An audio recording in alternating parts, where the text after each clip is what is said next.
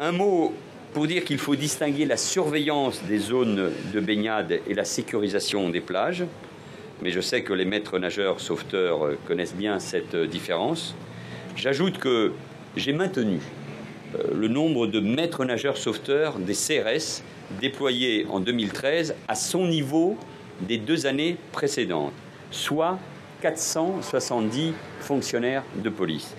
Ils étaient en effet 722 en 2002. Et que je sache, ce n'est pas moi qui suis responsable de cette baisse. D'ailleurs, ce maintien était une décision difficile à prendre compte tenu des multiples contraintes auxquelles les CRS doivent faire face. Maintien de l'ordre public, sécurisation des quartiers sensibles, sécurisation des stations balnéaires les plus fréquentées. Je rappelle que dans les années précédentes, 10 700 emplois de policiers et de gendarmes ont été supprimés entre 2007 et 2012.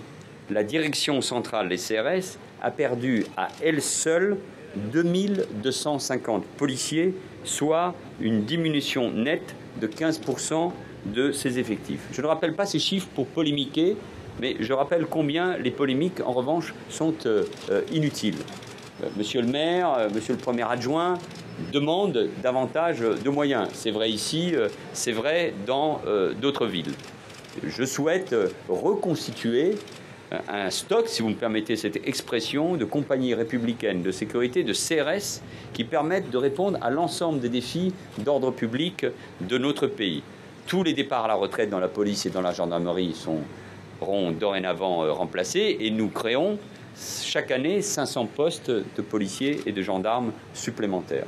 C'est la sécurité publique et les compagnies républicaines de sécurité, qui sont aujourd'hui à un seuil critique en termes de stratégie, qui seront ma priorité pour permettre dans les mois et dans les années qui viennent de mieux répondre à l'attente et aux demandes.